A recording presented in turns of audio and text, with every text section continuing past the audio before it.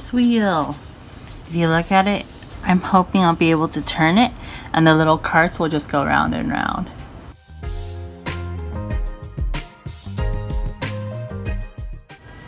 So looking at these, I'm guessing this is the base of the Ferris wheel.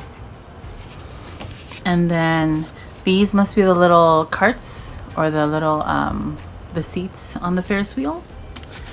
And these two are the wheels, I'm guessing.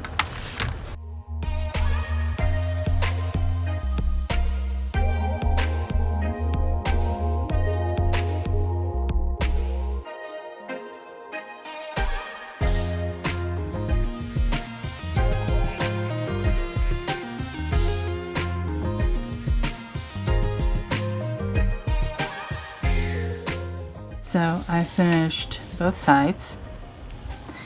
I did break one of them, but thankfully it's tight enough fit that I can just push something else next to it and it moves. So far so good.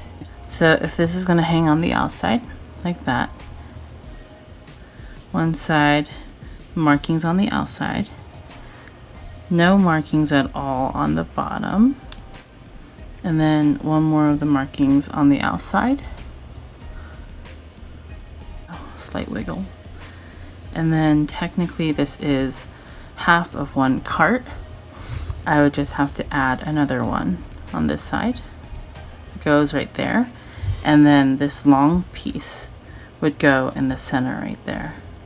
So before I put on all the ends of the next pieces, because if you see on the Ferris wheel at the end of the little points, there's a hole right here, and this is going to basically go in and hang from there. And when it's a circle, it means it's allowed to spin. If it's a tight fit, it's usually like a shape like that, or a square or a rectangle.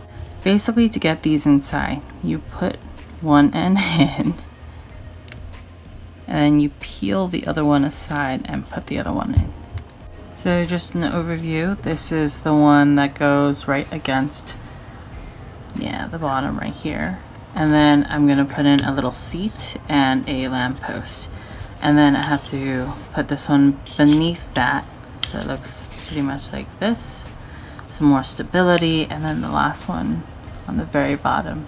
So it's like a little platform that the Ferris wheel is gonna sit on.